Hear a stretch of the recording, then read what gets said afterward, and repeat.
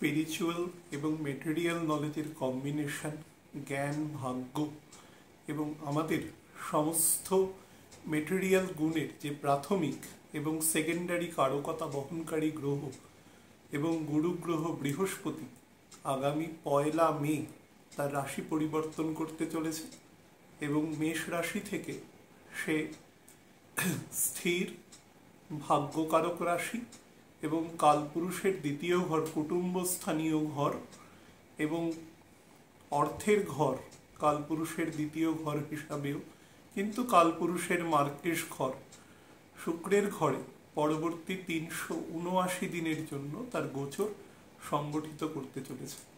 এই গোচর সংগঠনকালে সার্বিক ফলাফল, লগ্ন রাশি ভিত্তিক ফলাফল নিয়ে আজকে আলোচনা করব।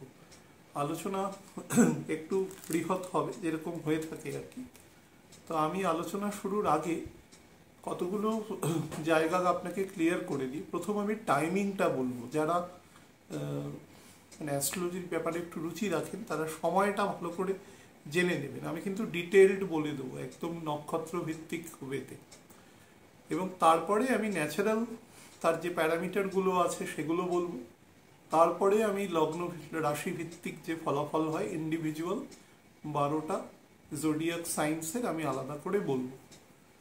তো প্রথম আমি টাইমিংয়ের ব্যাপারে চলে যাই। আগামী 1 তারিখ 1 মে 2024 দুপুর 2:29 বৃহস্পতি মেষ রাশি ত্যাগ করে বৃষ রাশিতে তার গোচর স্টার্ট করবে এবং এইখানে সে যখন প্রবেশ করবে বৃষতে, তখন বৃহস্পতি অলরেডি কৃত্তিকা নক্ষত্রের দ্বিতীয় চরণে চলে যাবে। তো সে তখন মকর রাশির নবাংশে প্রবেশ করে বৃষ রাশিতে প্রবেশ করবে। তো কৃত্তিকা নক্ষত্র আলোচনা করার সময় বলেছিলাম যে কৃত্তিকা নক্ষত্রে বৃহস্পতি যে সময় পর্যন্ত অবস্থান করবে সেটা হচ্ছে 13/6/2024 সকাল 7:50 পর্যন্ত। তো কৃত্তিকা রবির নক্ষত্র, সেই কৃত্তিকা নক্ষত্রে বৃহস্পতির অবস্থান হয়ে যাওয়ার পরে বৃহস্পতি রোহিণী নক্ষত্রে প্রবেশ করবে, চন্দ্রের নক্ষত্র, এবং রোহিণী নক্ষত্রের যে নর্মাল তার যে নবাংশ স্টার্ট হয় সেটা মেষ থেকে শুরু হয় এবং কর্কট পর্যন্ত অবস্থান করে।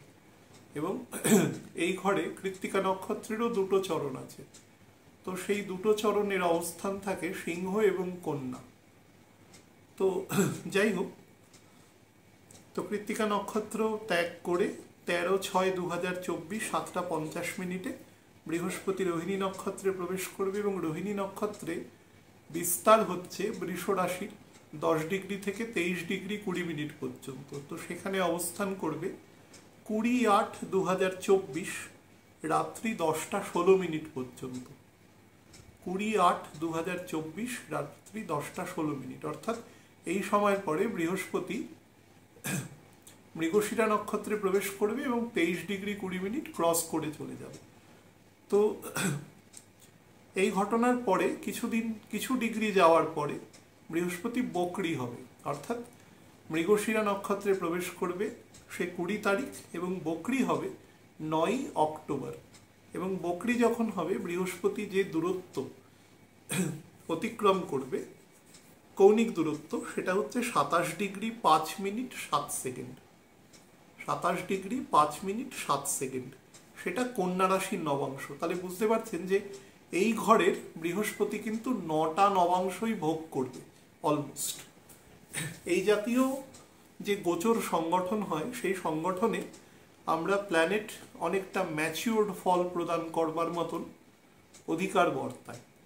তো সেই ম্যাচিওর্ড ফল আপনারা লক্ষ্য করবেন, সেটা অনেক বেশি লক্ষ্য করবেন সামনের বছর 9 মার্চের পর থেকে।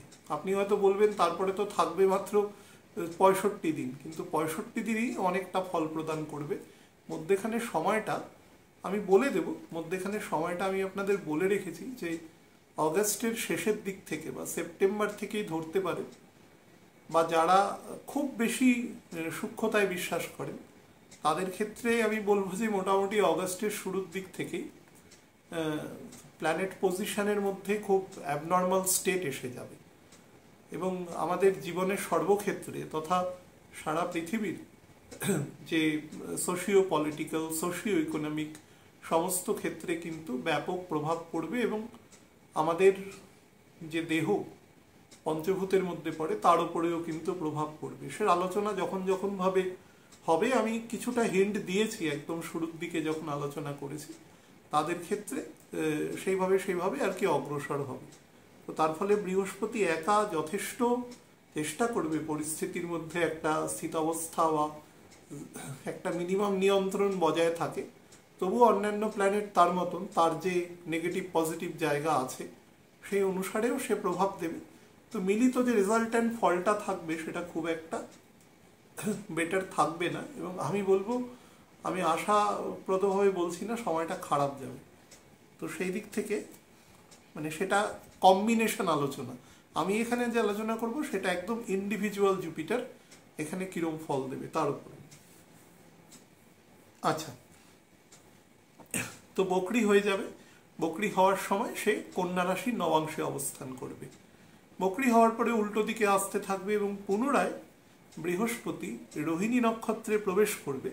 সেটা হচ্ছে 28/11/2024 রাত্রি 2:55 অর্থাৎ পুনরায় সে 23°20 এসে অবস্থান করবে। সেই তারিখটা হচ্ছে 28/11/2024 রাত 2:55।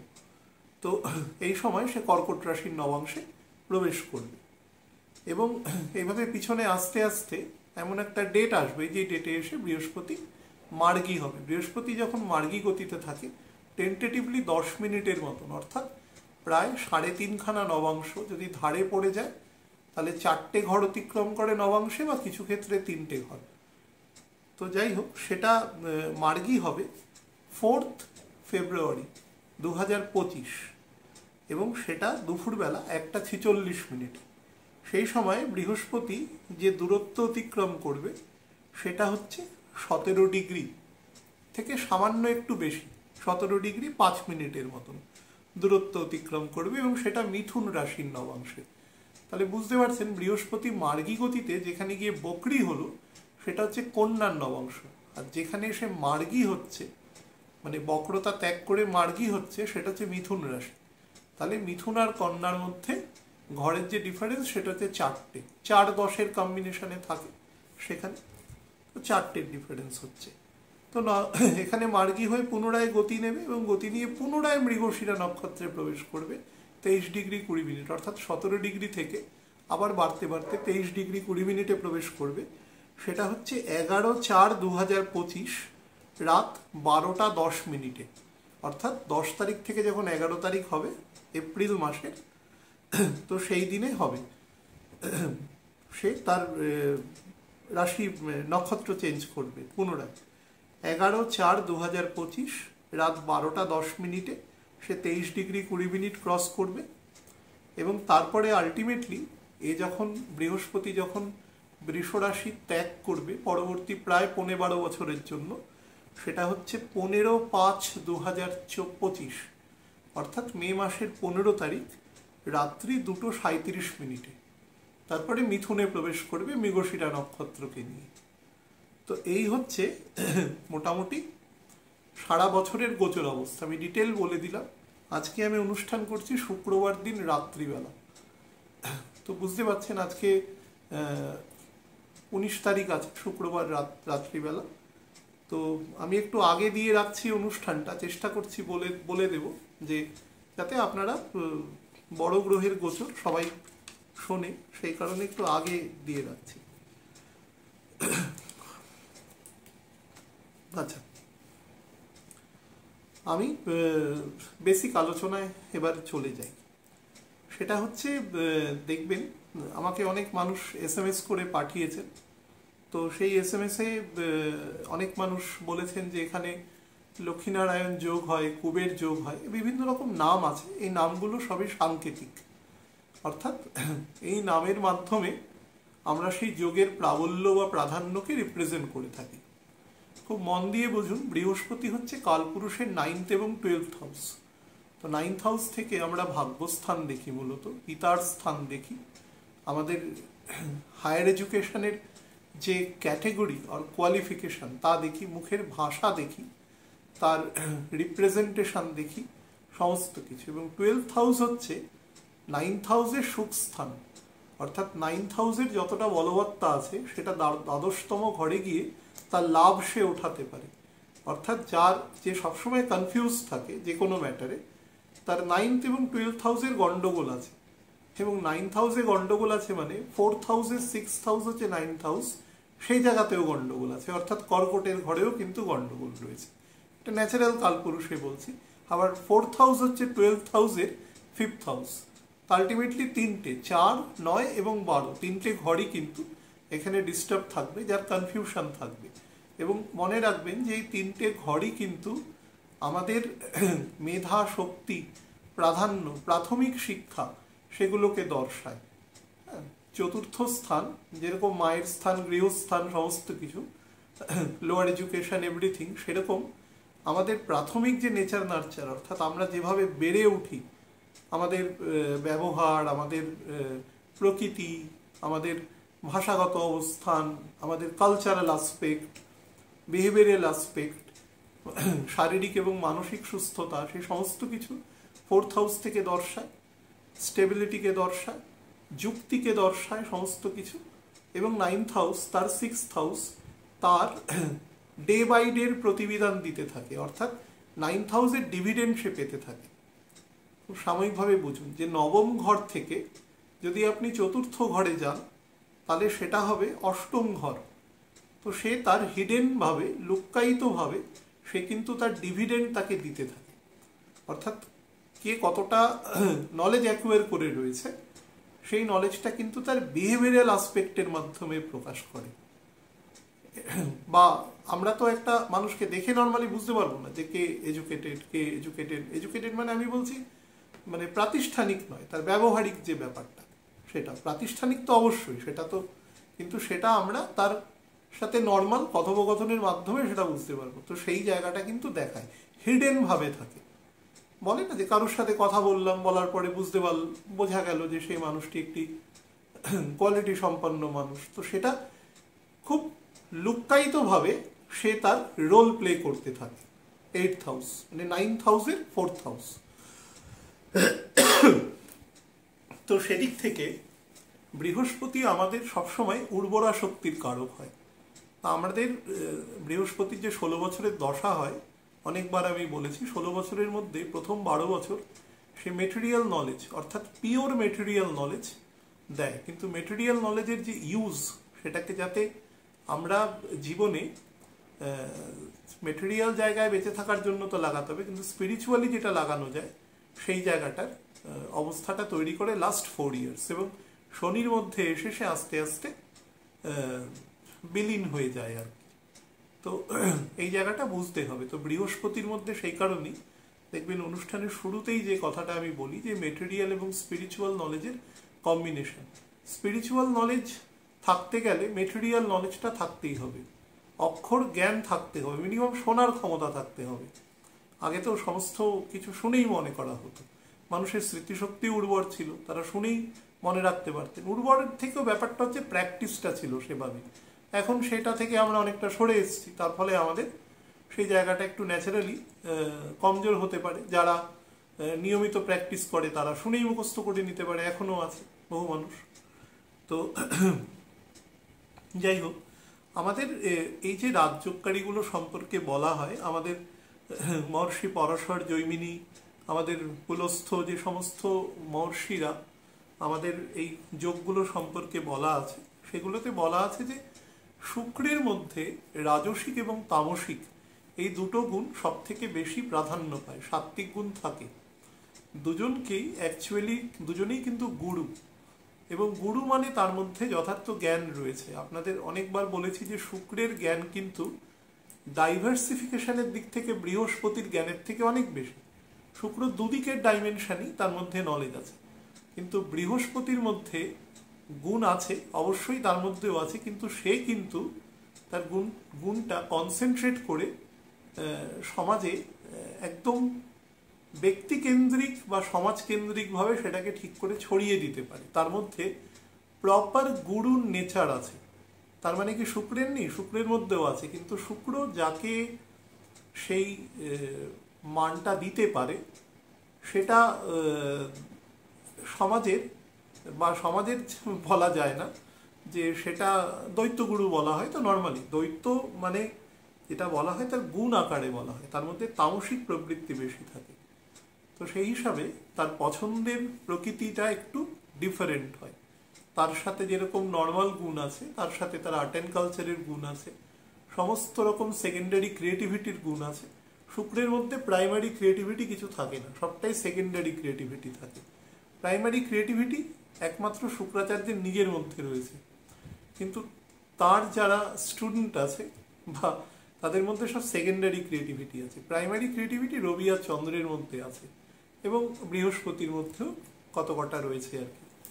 তো সেই হিসাবে আপনি যদি নর্মালি বলেন যে শুক্র এবং বৃহস্পতি দুজনেই অসপিশিয়াস বলা হয়, কিন্তু কার্যগত দিক থেকে নয়, এটা নেচারগত দিক থেকে। দুজনেই কিন্তু আমাদের মেটেরিয়াল গ্রোথ অ্যান্ড প্রসপারিটিকে নির্দেশ করে, চন্দ্রকেও নির্দেশ করে।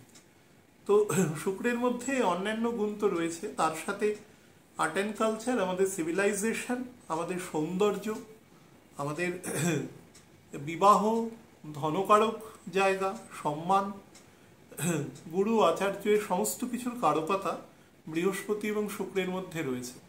শুক্রের মধ্যে যেটা স্পেশাল রয়েছে সেটা হচ্ছে একটা কৃত্রিমতা, একটা মায়াকারক জায়গা, ইলিউশনের ফ্যাক্টর। যেরকম একটা সিনেমা আপনি দেখছেন, তার মধ্যে কি চূড়ান্ত ক্রিয়েটিভিটি রয়েছে, অসংখ্য মানুষ একসাথে মিলে সেই সিনেমাটি তৈরি করেছে, এবং অনেকগুলো খুব উৎকৃষ্ট ব্রেন তার পেছনে রয়েছে। অভিনেতা অভিনেত্রীর ব্যতি রেখে আমি বলছি, বা যে কোনো কর্মের পেছনেই নর্মালি থাকে সেটা। তো সেই হিসেবে আমাদের শুক্র এবং শুক্রের মধ্যে সেটা থাকে, কিন্তু আপনাকে কোন দিকে অ্যাটেনশন ড্র করছে সেটা আপনাকে দেখতে হবে।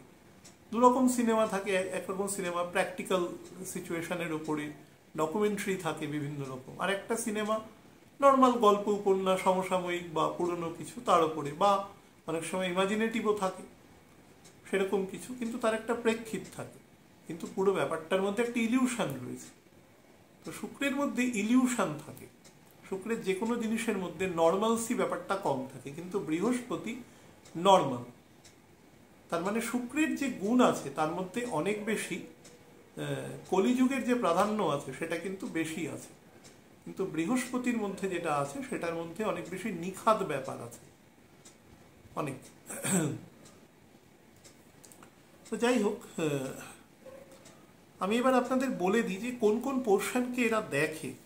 মূলত বৃহস্পতি এবং শুক্র আমাদের মানে বিশেষত বৃহস্পতি যখন শুক্রের ঘরে অবস্থান করে, নিজের মূল ত্রিকোণ থেকে ষষ্ঠ ঘরে অবস্থান করে এবং কালপুরুষের দ্বিতীয় ঘরে, তো তার যে ডিসপোজিটর মানে শুক্র নিজে, তার অবস্থানের প্রেক্ষিতেও যেরকম বিষয়টা অনেকটা নির্ণীত হবে, তার সাথে কালপুরুষে তার যে বেসিক সিচুয়েশন সেটাকেও কিন্তু দেখতে হবে। তো সেদিক থেকে দেখতে গেলে আমাদের যে জায়গাগুলোকে মূলত বৃহস্পতি এখানে ফোকাস করবে সেটা হচ্ছে ফিন্যান্স, অর্থনৈতিক জায়গা, তার সাথে হচ্ছে খাদ্য। খাদ্য মানে সেই খাদ্য আমরা যে কলোকিউয়াল খেয়ে থাকি, ডাল ভাত তরকারি বা রুটি সবজি যেরকম আমরা খেয়ে থাকি সেরকম নয়। কলোকিউয়াল খাবারের বাইরে যেগুলো একটু দামি খাবার, যেগুলো একটু দামি হোটেল রেস্টুরেন্টের খাবার, সেই ধরনের খাবার, কিন্তু তার মধ্যে ট্রেডিশনাল গুণও কিন্তু থাকতে হবে। কোনো দামি হোটেলে গিয়ে আপনি ট্রেডিশনাল খাবার খাচ্ছেন, সেই ধরনের খাবারের গুণকে কিন্তু এখানে প্রকাশ করবে, আর্ট অ্যান্ড কালচারের গুণকে প্রকাশ করবে। তার সাথে যারা ধরুন পাবলিক অডিটর, মিডিয়া প্রফেশনালস যারা আছেন, বিভিন্ন কোঅর্ডিনেটরের কাজ করছেন যারা, তাদের কিন্তু খুব ভালোভাবে ইনফ্লুয়েন্স করবে। তার সাথে বিভিন্ন চিকিৎসার সাথে যারা যুক্ত, বিভিন্ন সেটা চিকিৎসক থেকে শুরু করে একদম হসপিটালের ধরুন যিনি ওয়ার্ড বয় পর্যন্ত, প্রত্যেকে যিনি অ্যাম্বুলেন্স চালান, এই প্রত্যেক মানুষ কিন্তু এর মধ্যে যুক্ত হবে, এবং এদের যে গুণগত মান সেটা কিন্তু বৃদ্ধি পাবে, যার ফলে মানুষ তার নর্মাল সেবা সেটা অনেক বেশি পাবে।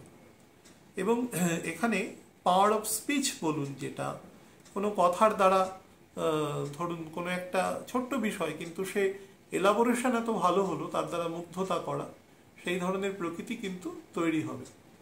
তো সেটা, এবং আমাদের যে ফ্যামিলি আছে, ফ্যামিলির মধ্যে যারা বয়োজ্যেষ্ঠ আছে, তাদের সাথে ব্যবহারের ক্ষেত্রে রুচিশীলতা, ভদ্রতা, মার্জিত জায়গা, সেটা কিন্তু তারা দেখবে। হ্যাঁ, এবং কুটুম্বস্থানীয় যে অবস্থান আছে, দ্বিতীয় ঘর কালপুরুষের কুটুম্বকেও নির্দেশ করে। বিশেষত কুটুম্ব বলতে আমরা বুঝি যে বিবাহের পরে যে সম্পর্ক প্রতিষ্ঠিত হয় তাদের। তো সেক্ষেত্রে সেই জায়গাতেও কিন্তু অনেক বেশি বলি সে করবে, মানুষকে অনেক বেশি ফ্যামিলি সেন্ট্রিক করবে। প্রত্যেক মানুষ তার ব্যক্তিগতভাবে তার পরিবার, তাদের প্রতি অনেক বেশি তার যে ধরুন রেসপন্সিবিলিটি, সেই মাত্রা তার বাড়বে।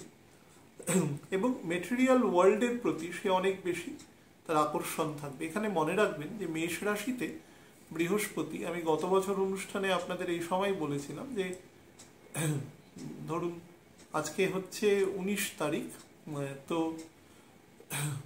আমি সম্ভবত 27 কি 28 এপ্রিল 2023 সালে বলেছিলাম যে বৃহস্পতি তার কার্যকরী ফল দিচ্ছে না।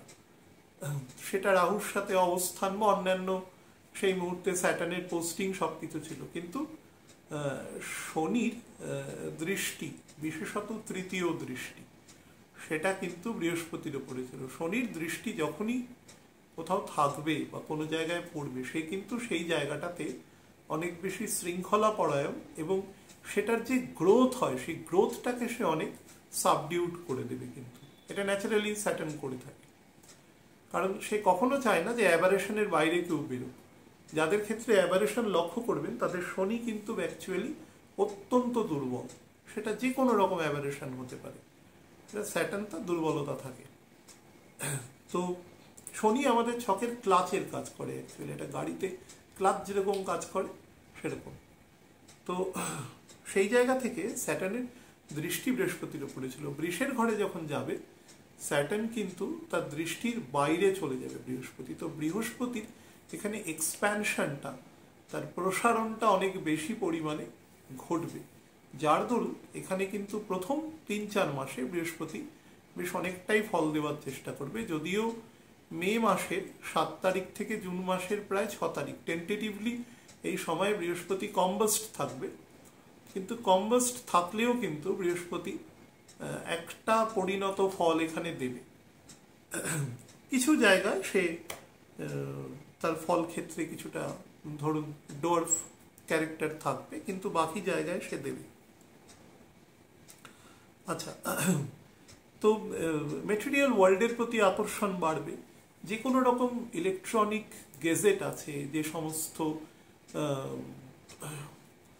ধরুন আমাদের বর্তমান যুগে কম্পিউটার, ট্যাব, মোবাইল, এই সমস্ত ধরুন স্মার্ট ওয়াচ, এই সমস্ত বস্তু, বা ঘরের ধরুন ফ্রিজ, এয়ার কন্ডিশনার, এই সমস্ত জিনিসপত্রের প্রতি দেখবেন তার সেলস এবং মার্কেটিংয়ের কাজের সাথে, যারা মেডিসিনের মার্কেটিংয়ের কাজের সাথে যারা যুক্ত আছেন, তাদের বেড়ে যাবে। এখানে তার একটা কারণ আছে, অন্তত প্রথম 4 মাসে, সেটা হচ্ছে শনিও নবাংশে কিন্তু শুক্রের ঘরেই অবস্থান করবে। এবং আপনাদের যারা অ্যাস্ট্রোলজি মানে শেখার চেষ্টা করছেন, বহু মানুষ ফোন করে, তো সেই হিসাবে তাদের বলি যে যে জায়গাটাতে প্রবলেম হয়, ধরুন আজ থেকে 11.5 বছর আগেও বৃহস্পতি এখান দিয়ে পাস করেছে, রিকল করুন তখন সেখানে কি ঘটেছিল। তখন শনি শুক্রের ঘরে, মানে তার তুঙ্গস্থানে অবস্থান করছিল। তো দেখবেন সোসাইটিতে দ্য ফ্লো অফ মানি খুব হাই ছিল। যত রকম ধরুন মানে সেটা আমি বলছি মোটামুটি বৃহস্পতি মেষ রাশির মার্গী হওয়ার পর থেকে ফল প্রদান করেছে। কলকাতা শহরে একটা বিরাট বড় বিল্ডিং তৈরি হয়েছে মধ্য কলকাতায়, প্রায় ধরুন 60-62 তলা। আমার সেখানে সে সময় যাওয়ার একটা সুযোগ হয়েছিল, আমি সেখানে দেখেছি সেটা কিন্তু সে সময় তৈরি হয়েছে। এরকম নয়, প্রচুর পরিমাণে যে শ্রীবৃদ্ধি ঘটা, যেটাকে আমরা বলা হয় যে কোনো জিনিসের সংস্কার বা রিফরমেশন, অন্তত দেখতে শুনতে জিনিসটা যাতে ভালো লাগে, সেই ধরনের রিফরমেশন কিন্তু সে সময় প্রচুর ঘটেছে এবং দেখা গেছে।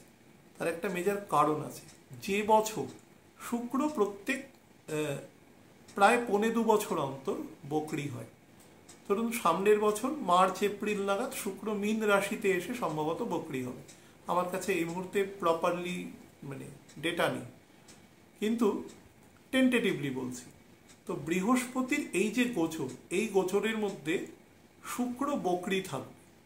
যেই বছর বকরি থাকে, মনে করুন যদি গত বছর বৃহস্পতি এখানে প্রবেশ করত, তাহলে তো শুক্রকে যে বকরি পেত সেটা বৃহস্পতি প্রবেশ করা মাত্রই বকরি পেত।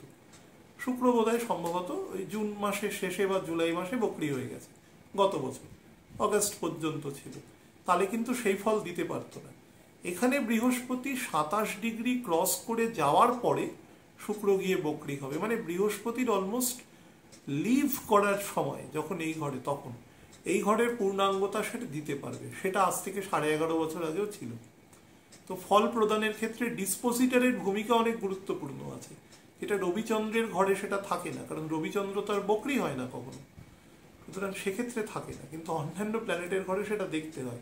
শনির ঘরে তো বিশেষত দেখতে হয়, কারণ শনি তো বছরে একবার বকরি হবেই 5 মাসের জন্য, এবং বৃহস্পতির ঘরেও বৃহস্পতি প্রায় 4 মাসের জন্য বকরি হবে। এবছর যেরকম 118 দিনের জন্য বৃহস্পতি বকরি থাকছে, 9 অক্টোবর থেকে 4 ফেব্রুয়ারি পর্যন্ত। তো এই ব্যাপারগুলোকে একটু মানে ক্যালকুলেশনের সময় মাথায় রাখতে হবে। যাই হোক, তো বৃহস্পতি আমাদের নর্মালি বুদ্ধি উইথ কনসেন্স, বিবেক, যেখানে বিবেকের অ্যাপ্লিকেশন হয়, এবং আমাদের যেটাকে বলা হয় যে বলে না যে কুবের যোগ, অনেকে আমাকে পাঠিয়েছেন যে এটা কি হয় বা এরকম কিছু সম্ভাবনা আছে। অ্যাকচুয়ালি সামনের বছরের মে মাসের 18 তারিখের আগে সেরকম কিছু সম্ভাবনা নেই। বিরাট কোনো রেভলিউশনারি চেঞ্জ সোসাইটিতে নেই, এবছর তো নেই। আমি 1 তারিখের অনুষ্ঠানে বলেছি, আপনারা রিকল করে দেখে নিতে পারেন। আমি যা বলেছি, আমি আমার ভিডিও বা কোনো কমেন্ট বা কোনো কন্টেন্ট কোনোদিন রিমুভ করি না। তো অনেক সময় আমার যে ভাইরা আছে অনেক সময় দেখে তারা, আমি কোনোদিন করি না, যে যাই লিখুক সেটা ওভাবেই পড়ে থাকে। তো আপনারা গিয়ে দেখে নেবে তো কি লেখা আছে, মানে কি আমি বলেছি। তো সেটাতে কিন্তু এই বছর গ্রোথ নেই, সেভাবে গ্রোথ দেওয়া শুরু করবে সামনের বছরে। সেটা আমি 19 সালের নভেম্বর মাসেই বলে রেখেছিলাম যে 2025 সালের মে মাসের পর থেকে কিন্তু আস্তে আস্তে পৃথিবী ধীরে ধীরে তার যে নর্মাল প্রবাহ তার মধ্যে প্রবেশ করবে, অর্থাৎ মেটেরিয়াল ওয়ার্ল্ডের দিকে প্রবেশ করবে সে আস্তে আস্তে। তো সেটা জন্য বৃহস্পতির এই বছরে বৃষ রাশিতে থাকা এবং সমস্ত বৃহস্পতির অবস্থানের যে গুণগত মান, কারণ পুরো ঘরটাকে সে অলমোস্ট 27 ডিগ্রি চলে যাচ্ছে, মানে 9টা নবাংশই সে ক্রস করে দিচ্ছে। তার ফলেও কিন্তু অন্তত বছরের প্রথম 8 মাস সে ফল দেওয়ার মতন বিরাট কিছু জায়গায় থাকবে না। যা ফলই আমি বলবো সেটা কিন্তু লিমিটেড আকারেই দেবে, এটা মাথায় রেখেই মানে জিনিসটা শুনবেন প্রথম থেকে। তো যাই হোক, বৃহস্পতি যেটা করবে সেটা হচ্ছে আমাদের যে কোষাগার, দেখুন রবি হচ্ছে টোটাল অ্যাকুমুলেশন অফ মানিকে বোঝায়। মানি মানে সেখানে সমস্ত কিছু যুক্ত আছে, আর পুরো মেশিনারিটা যুক্ত আছে সেখানে, সেটা হচ্ছে রবি। আর চন্দ্র হচ্ছে দ্য ফ্লো অফ মানি কে দর্শায়। আর বৃহস্পতি হচ্ছে যেখানে অর্থ রাখা হয় সেই জায়গা, অর্থাৎ কোষাগার। আর শুক্র হচ্ছে সেখান থেকে ফ্লো। এবার আপনি বলবেন চন্দ্রকেও ফ্লো বললেন, শুক্রকেও ফ্লো বলছি। চন্দ্র হচ্ছে উল্টো দিকে যাওয়ার ফ্লো, উল্টো দিকে যাওয়া মানে যখন মানি আপনার লকারে ঢুকছে। আর শুক্র হচ্ছে মানি ড্রেইনের ফ্লো। আপনি তখনই কোনো কিছু ভোগ করতে পারবেন যখন আপনি অর্থ খরচা করতে পারবেন। এই জন্যই কালপুরুষের দ্বাদশ ঘরে গিয়ে শুক্র বকরি হয়, তুঙ্গ হয়, এবং নিজের মূল ত্রিকোণ থেকে 6ষ্ঠ ঘরে গিয়ে শুক্র তুঙ্গ হয়। তো যে কোনো মেটেরিয়াল ভোগ, আপনি একটা বড় হোটেলে গিয়ে খাবেন, তার জন্য কি হবে, যে খাবারটা আপনি 100 টাকায় পেতেন সেটা ওখানে গিয়ে হয়তো 2000 টাকা বিল হতে পারে। তো আপনি যে ভোগ করলেন একটা বড় হোটেলে যাওয়া, তার এনভায়রনমেন্ট, তার অ্যাম্বিয়েন্স, সমস্ত কিছু, তার বিনিময়ে আপনাকে খরচা অনেক বেশি করতে হলো। আপনি একটা দামি গাড়ি কিনবেন, তো তার জন্য আপনাকে খরচা বেশি করতে হবে।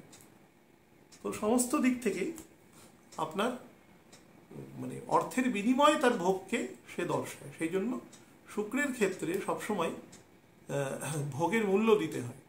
বৃহস্পতির ক্ষেত্রে কিন্তু সবসময় ভোগের মূল্য দিতে হয় না, কারণ বৃহস্পতি গুরুর আকার ধারণ করে। দেখবেন গুরুকে অনেক সময় খুশি হয়ে লোকে তার একটা পোশাক দিল, তাকে কিছু ফল দিল, মিষ্টি দিল, খাবার দিল, এমনি দেয়।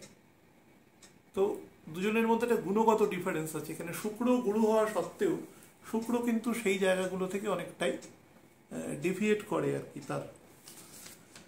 তো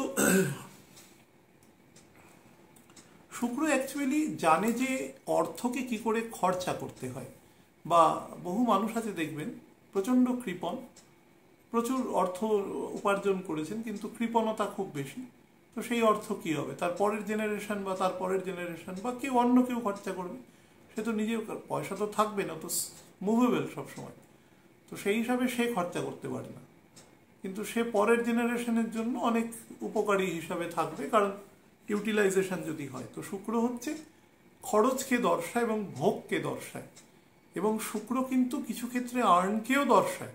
কিরকম আর্ন? সেই আর্ন হচ্ছে অকস্মাৎ আর্নকে দর্শায়। আমি বলেছিলাম যে একজন আর্ট অ্যান্ড কালচারের ফিল্ডের মানুষ একটা অসম্ভব কিছু ছবি আঁকলে, আমরা নন টেকনিক্যাল, আমরা তার বুঝতে পারবো না, কিন্তু কোনো গুণী জ্ঞানী মানুষ বলল সেই ছবিটার অনেক মূল্য, সেটা হয়তো বিক্রি হলো, তার অনেক মূল্য পাওয়া গেল, কয়েক কোটি টাকা হয়তো তার দাম পাওয়া গেল। তো এক্ষেত্রে কিন্তু তার অকস্মাৎ অর্থ আসলো। বা একজন শিল্পী, সে 10টা গান গাইলো একটা অনুষ্ঠানে, সে কিন্তু একটা পয়সা পেল। অর্থাৎ এখানে কিন্তু অনিয়ন্ত্রিত সোর্সকে দর্শায় সবসময়। বা কোনো অভিনেতা অভিনেত্রী, কোনো বড় লেভেলের অভিনেতা অভিনেত্রী, তার কিন্তু প্রত্যেকটা ছবির যে পারিশ্রমিক থাকে সেটা কিন্তু এক থাকে না। দেখা গেল সে 2-3টে হিট সিনেমা দিল, তারপরে তার পারিশ্রমিক কিন্তু অনেক বেড়ে গেল, উল্টোটাও হতে পারে। তো সেই জন্য সেটা ফ্লাকচুয়েট করে। শুক্রের সোর্স সবসময় ফ্লাকচুয়েটিং। আমাদের সমস্ত ডিজায়ার, আমাদের সমস্ত মানে মানসিক মেটেরিয়াল যে স্ফূর্তি, সেটার জন্য ভেনাসের প্রয়োজন হয়। সেই জন্য ভেনাসকে সবসময় সুখের জায়গা বলা হয়। সুখ মানে কিন্তু এখানে মেটেরিয়াল প্লেজার বলা হচ্ছে, এর সাথে কিন্তু কোনো স্পিরিচুয়ালিটির সম্পর্ক নেই। সেই জন্যই সেটা সীমিত সময়ের জন্য উপভোগ্য, সেটা লং টার্মে উপভোগ্য নয়। এটা নাম্বার 1। নাম্বার 2 হচ্ছে জুপিটার জুডিশিয়াস ওয়েতে, একদম খুব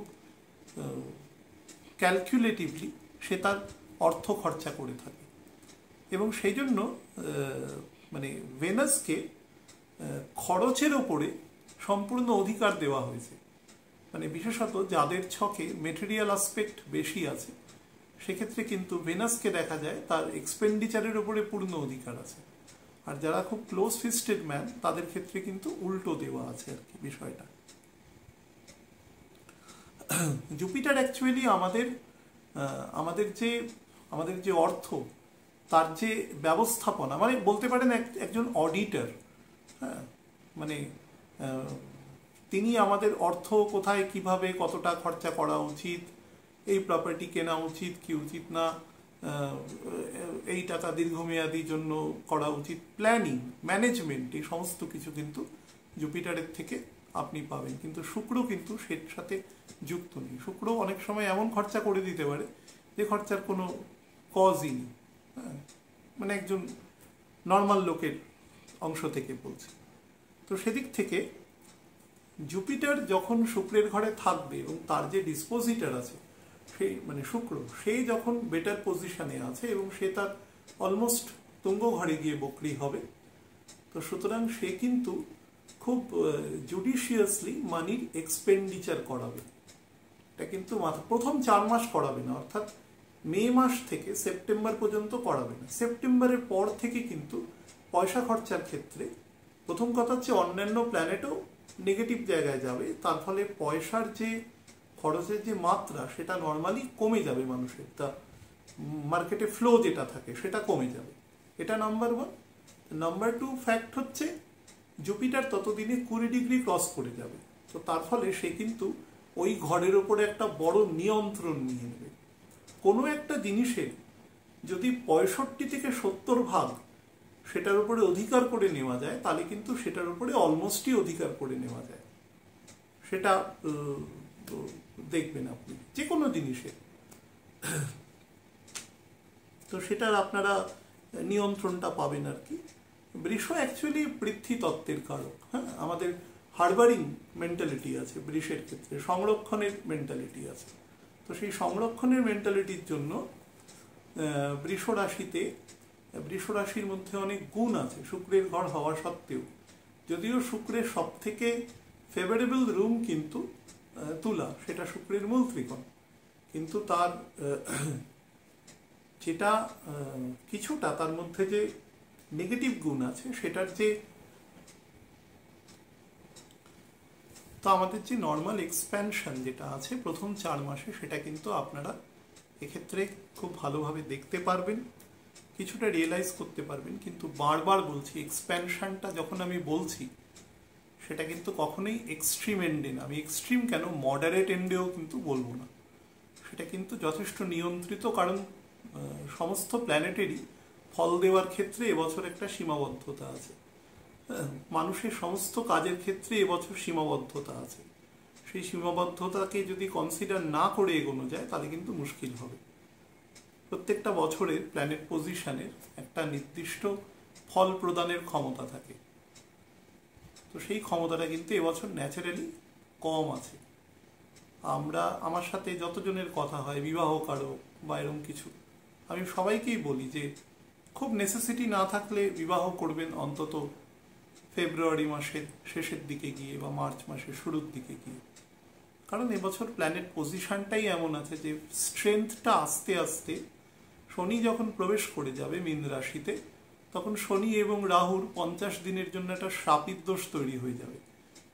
রাহু নেমে আসবে 18 তারিখ মে মাসের। ওই মে মাসের 18 তারিখটা আপনাদের আমি বলেছি। তারপর থেকে দেখবেন মোটামুটি 1 বছরের মধ্যে পৃথিবীতে কিন্তু আমরা যে মেটেরিয়াল গ্রোথের দিকে যাই, সেই মেটেরিয়াল গ্রোথের দিকে কিন্তু আমাদের আস্তে আস্তে সোর্সটা হতে থাকবে। তার আগে কিন্তু অনেক কিছু ঘটবে, যেটা আমাদের সাক্ষী থাকতে হবে। সারা পৃথিবীব্যাপী অনেক বড় ঘটনা, মেজর ঘটনা। তো তার মধ্যে এমন হতে পারে যে পৃথিবীতে একনায়কতন্ত্রের যে জায়গা রয়েছে, এ সমস্ত জায়গাতে, দেশে, মানে যেখানে ধরুন আমাদের দেশে যেরকম ডেমোক্রেটিক প্যাটার্ন রয়েছে, পৃথিবীর মানে কয়েকশো দেশে রয়েছে। কয়েকশো মানে দেশই তো আছে ধরুন 208 বা 209 মতো, তো সেই হিসাবে মেজরিটি দেশেই আছে। কিন্তু তেমন নয় যে সেখানে রাজতন্ত্র আছে মানে সেখানে ডেমোক্রেসি নেই বা মানুষের। কিন্তু এমন কিছু দেশ আছে, আমি এর বেশি নাম বলবো না, তার মধ্যে 2-1টি তো বেশ ইনফ্লুয়েন্সিয়াল, তাদের কিন্তু একটু সমস্যা আছে এবছর। এবং সেটা কিন্তু প্রাকৃতিক দিক থেকেও আসতে পারে। হ্যাঁ, সেটা প্রাকৃতিক দুর্যোগের দিক থেকেও আসতে পারে। আমাকে বহু মানুষ প্রশ্ন করেছে, এমনি ইন্ডিভিজুয়াল হোয়াটসঅ্যাপ করে প্রশ্ন করেছে যে এত গরম আছে, এত গরম এই জন্যই আছে, তার কারণ এবছর প্রচুর বৃষ্টি হবে সেই জন্য। তো এভাপোরেশন যদি সেই পরিমাণ না হয়, তার বৃষ্টি হবে কি করে? 2 নম্বর হচ্ছে, এবছর সব থেকে গন্ডগোল করেছে বুধের এই বকরির অবস্থানটা। বুধ বকরি হয়ে কম্বাস্ট আছে, সম্ভবত আজকে শুক্রবার রাত্রিবেলা। আমি সারাদিন পরে অত্যন্ত ক্লান্ত এবং সেই অবস্থায় কথা বলছি আপনাদের সাথে, কিন্তু ফ্যাক্ট হচ্ছে যে বুধের কম্বাসনটা কেটে গেলে, হয় আজকে কেটে যাবে বা কালকে কেটে যাবে, তো তারপরে আপনারা মোটামুটি 4-5 দিনের মধ্যেই দেখতে পাবেন যে বৃষ্টির পরিমাণটা আস্তে আস্তে কিন্তু আবার যেরকম হয়, কালবৈশাখী হয় বা এরকম জলীয় বাষ্পের পরিমাণ বৃদ্ধি পাওয়া, সেগুলো কিন্তু হতে থাকবে। এই জায়গাটা গন্ডগোল হয়ে রয়েছে, এবং বুধটা মার্গী হয়ে গেলে পরিস্থিতি আমাদের যে মানে খুব অসহনীয় ব্যাপারটা আর কি হয়ে আছে, সেই জায়গাটায় কিন্তু অনেক বেটার ফল দেবে প্রাকৃতিক দিক থেকে বলছি। আচ্ছা, এবার যেটা বলে রাখি, এটা তো অন্য আলোচনা গেল, সেটা হচ্ছে বৃহস্পতি এবং শুক্র যখন একসাথে থাকে, যদি কোনো স্থির কারক ঘরে থাকে, স্থির কিন্তু অগ্নিকারক, যেরকম সিংহ রাশির ঘর, এরকম ঘরে থাকলে অত্যন্ত নলেজ বৃদ্ধি করে, ভার্সেটাইল নলেজ থাকে, কিন্তু নলেজ অ্যাপ্লিকেশন করতে পারে না। অ্যাপ্লিকেশন যে কোনো একটা দুটো দিকেই করতে পারে, কিন্তু জানে সে প্রচুর জিনিস। কিন্তু যদি সেটা পৃথ্বীকারক আছে কিন্তু অগ্নিকারক ঘর নয়, অগ্নিকারক ঘর নয়, এরকম যদি সিচুয়েশনে থাকে, তাহলে কিন্তু সে নলেজের অ্যাপ্লিকেশন করতে পারে।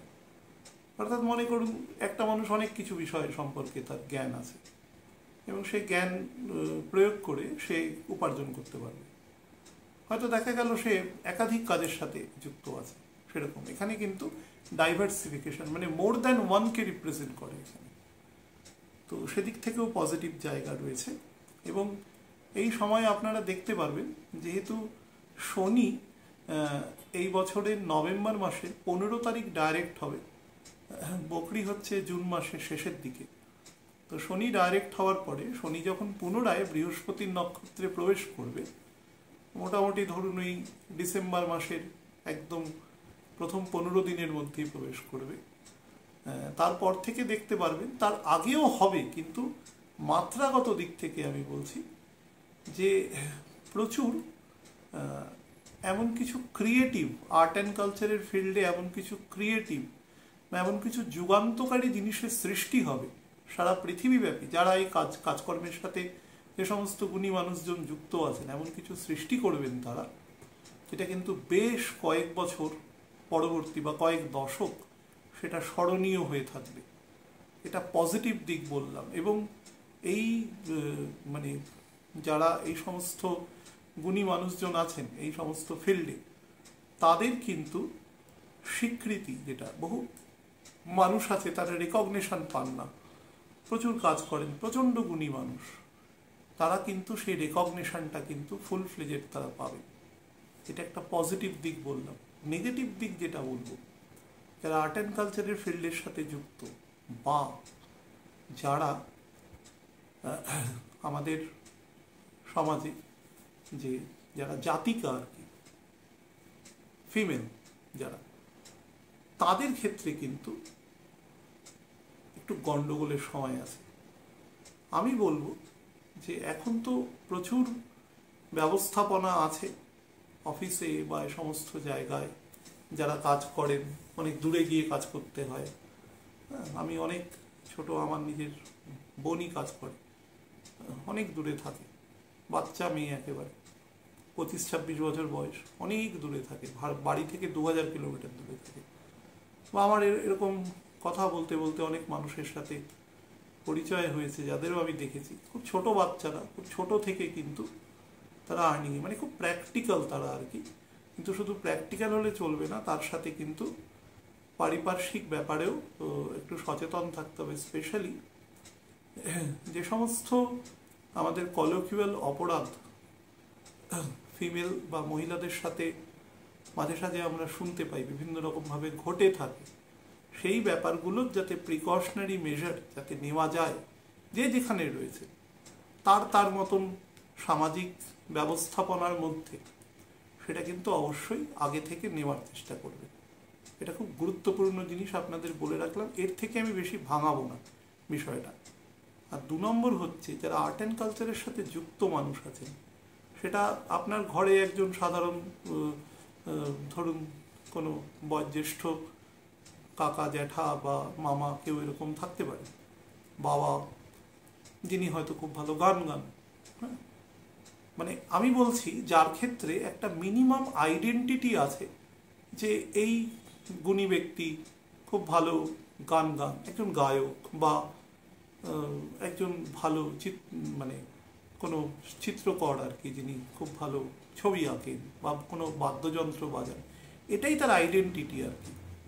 বা কোনো স্পোর্টসের সাথে যুক্ত ব্যক্তি, বিনোদনের সাথে যুক্ত ব্যক্তি, এরকম যারা আছেন, বা খুব মানে খুব গুণী সাংবাদিক যারা, যারা বহুদিন ধরে মানুষকে বহু ইম্পর্টেন্ট তথ্য, স্পেশালি যারা আন্তর্জাতিক স্তরে সাংবাদিকতা করেন, এরকম মানুষ যারা আছেন, তারা কিন্তু শারীরিক দিক থেকে খুব সাবধানে থাকবে।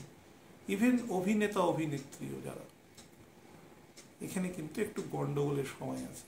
তার তার বেস হরস্কোপ অনুসারে অবশ্যই সেটা কার্যকরী হবে।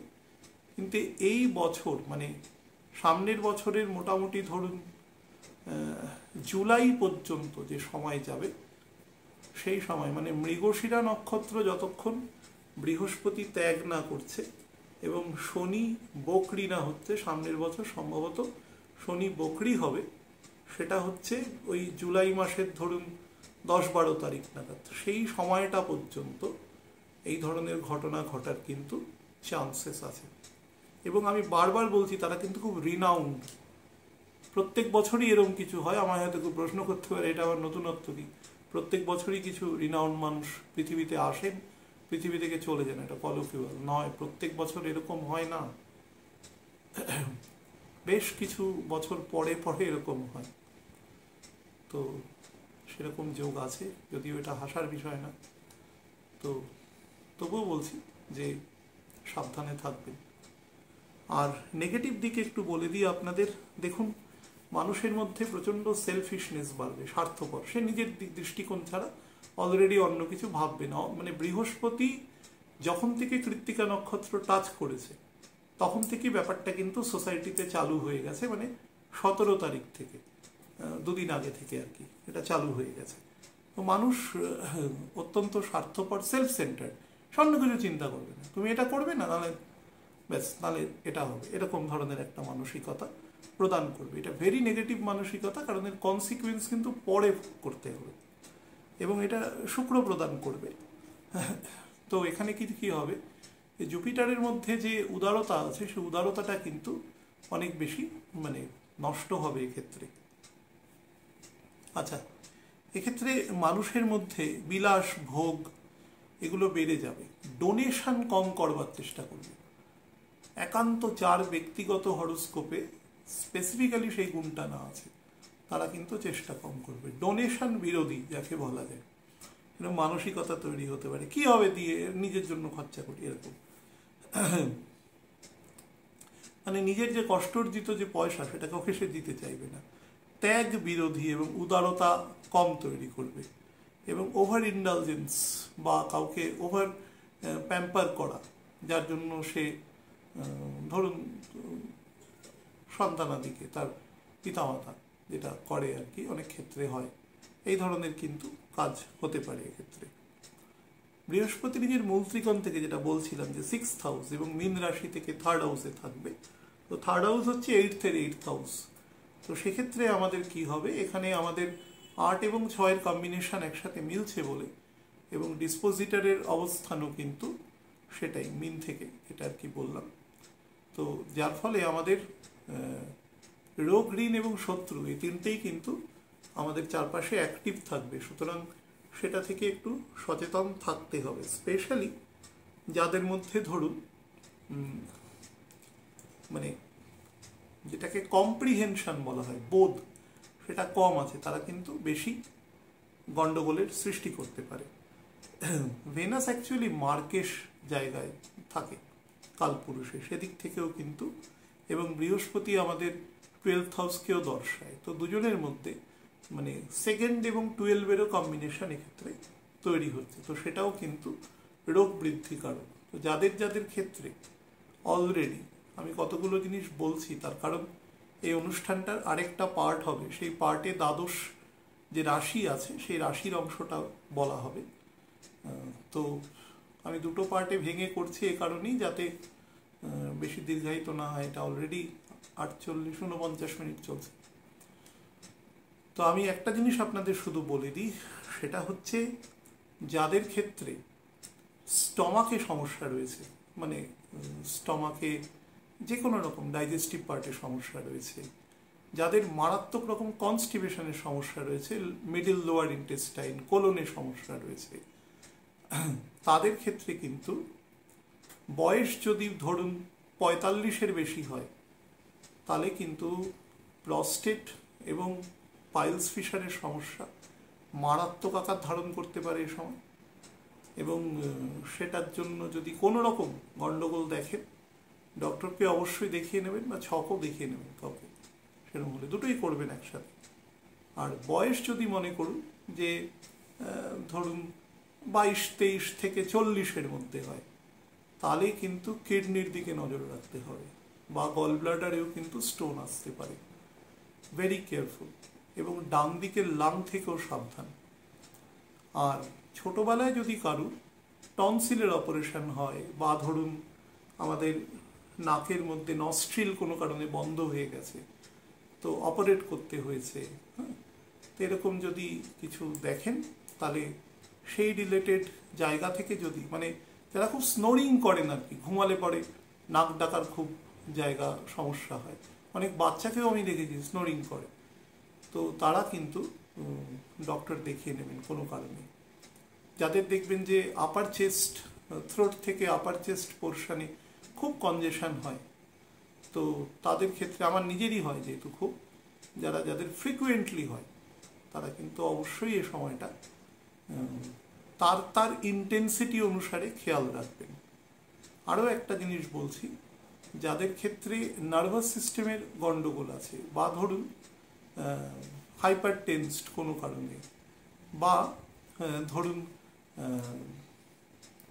মোলার প্রিমোলার একদম ভিতরের দিকের যে দাঁত আছে, আইসে খুব হাই পাওয়ার আছে, সাইনাসের সমস্যা রয়েছে, এটা হচ্ছে আমি ইন্টারনাল বডি জায়গা থেকে বলছি, যে জায়গাগুলোতে এফেক্ট দেওয়ার সম্ভাবনা রয়েছে, হ্যাঁ, বা ধরুন যাদের কোনো কারণে লোয়ার অ্যাবডোমেন অংশে, বিশেষত প্রথমেই যেটা বললাম যে কোলন অংশে, অ্যানাস অংশে যদি প্রবলেম থাকে, তারা কিন্তু কোনো রকম প্রবলেম যদি দেখেন সেই রিগার্ডিং হচ্ছে, স্পেশালি যেটা অগাস্টের পর থেকে হওয়ার সম্ভাবনা বাড়তে পারে, এবং সেটা ছক অনুসারে হবে, তারা কিন্তু গাফিলতি করবেন না, তৎক্ষণাৎ চিকিৎসকের পরামর্শ নেবেন।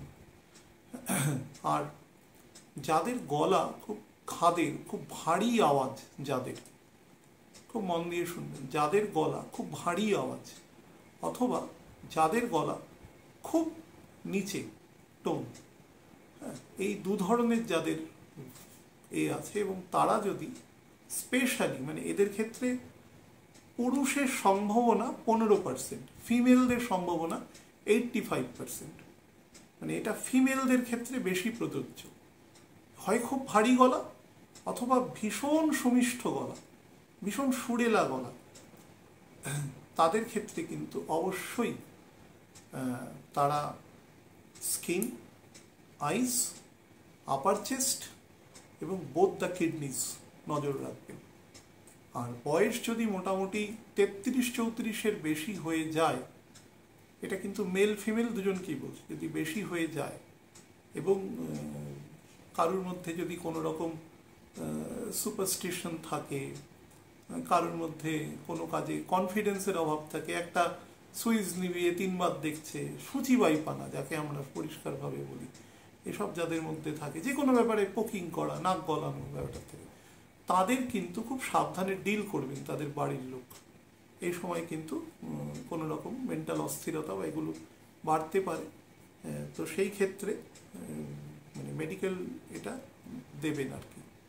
আর লাস্ট একটা অংশ বলবো, যাদের কোমরের হাড় কোনো কারণে, ধরুন অ্যাক্সিডেন্টালি হন, বা গঠনগতভাবে দুর্বল আছে, যে সমস্ত ব্যক্তিবর্গের ক্ষেত্রে, তারা কিন্তু খুব যত্ন নেবেন, ভারী কিছু তোলা, ভারী কিছু করা।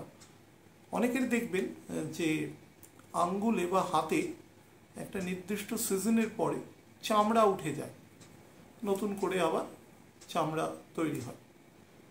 এরকম মানুষজন যারা আছেন, তারাও কিন্তু কিডনির দিকে নজর দেবেন। যাদের ঘাম কম হয় খুব, আমাকে শরীর নিয়ে প্রচুর প্রশ্ন করা হয়েছে, দ্যাট ইজ ওয়াই আমি উত্তর দিচ্ছি। যাদের ক্ষেত্রে ঘাম খুব কম হয়, দেখবেন যে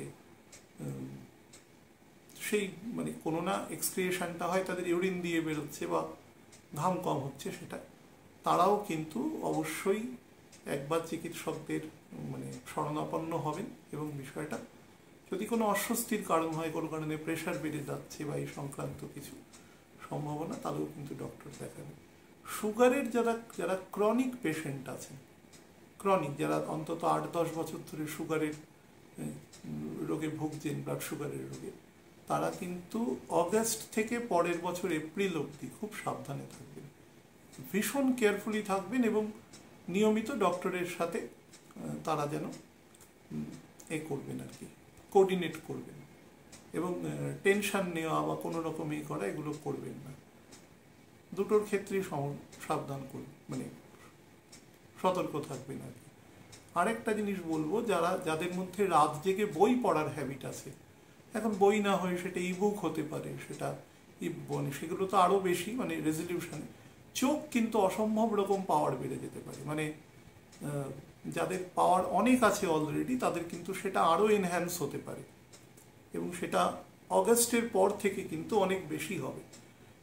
তারা কিন্তু সতর্ক থাকবেন খুব বেশি রকম। রিউমেটয়েডের সমস্যা যাদের আছে তারাও কিন্তু সতর্ক থাকবেন। জলকারক প্রবণতা যাদের মানে শরীরের মধ্যে বেশি, তারাও সতর্ক থাকবেন, যে কোনো রকম, সেটা সর্দি কাশি হোক, পেটের প্রবলেম হোক, তাহলে থাকবেন। আমি এরপরে লগ্ন রাশি ভাব বলে দেবো, সেটা ভালো থাকবে।